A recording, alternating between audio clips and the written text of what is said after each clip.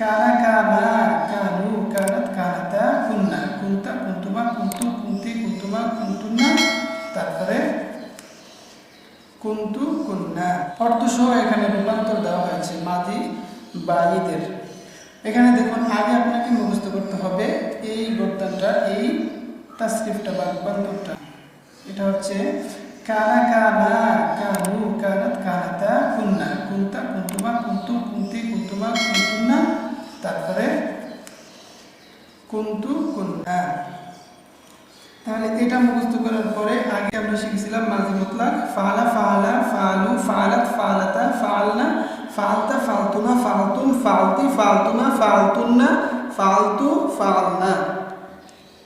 এটা আমরা আগে শিখেছি। তাহলে এটা আগে ভালো করে মুখস্থ করে নিন। মুখস্থ করার পরে এটার সাথে জয় দিয়ে দিন। যেমন কানা ফাআলা, কানা ফাআলা, কানু ফাআলু, কানাত ফাআলাত, কানাতা ফাআলাতা, কুন্না ফাআলনা, কুনতা ফাআলতা, কুনতুমা ফাআলতুমা, কুনতুম ফাআলতুম, কুনতি ফাআলতি, কুনতুমা ফাআলতুমা, কুনতুন্না ফাআলতুন্না, কুনতু ফাআলতু, কুন্না ফাআলনা। এভাবে একটার সাথে একটু জয়েন করে দিন। তাহলে প্রথমে আপনাদেরকে মুখস্থ করতে হবে এই কানা কানা, কানু কানাত, কানাতা, কুন্না। এটা মুখস্থ করার পর তারপরে মাজি মুতলাকের সাথে যুক্ত করে দিবেন। তাহলে গঠিত হয়ে যাবে মাদি বাঈদ মারুফ। এবার অর্থটা জেনে নিই। যেমন কানা ফাআলা, সে একজন পুরুষ করেছিল।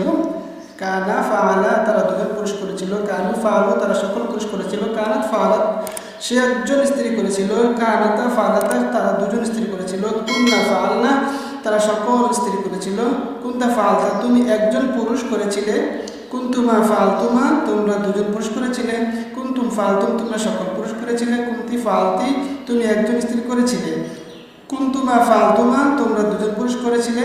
তারপরে কুনতুন্না ফাআলতুন্না, তোমরা সকল স্ত্রী করেছিলে। কুনতু ফাআলতু, আমি একজন পুরুষ বা স্ত্রী করেছিলাম। কুন্না ফাআলনা, আমরা দুজন বা দুইয়ের অধিক স্ত্রী বা পুরুষ করেছিলাম। তারপরে চলুন পরবর্তী পেজে। এখানে রূপান্তর আরও কিছু পদ বাতলে দেওয়া হয়েছে, অর্থাৎ আপনারা আরও কীভাবে করতে পারেন সেটাই দেখানো হয়েছে। যেমন আল নাসর দিয়ে করতে পারেন, কানা নাসারা, কানা নাসারা, কানু নাসারু, এইভাবে করতে পারেন। তারপর আসামু থেকে কানা সামিয়া, কানা সামিয়া, কানু সামিউ, এইভাবে করে নেবেন। তারপরে আল ইলমু দিয়ে কানা আলিমা, কানা আলিমা, কানু আলিমা, এইভাবে করে নেবেন। তারপর আল ফাতহু আর খুরুজু মাজার দিয়ে আপনারা এই তাসরিফগুলা বা রূপান্তরগুলা বেশি বেশি করে করবেন, তাহলে মনে থাকবে।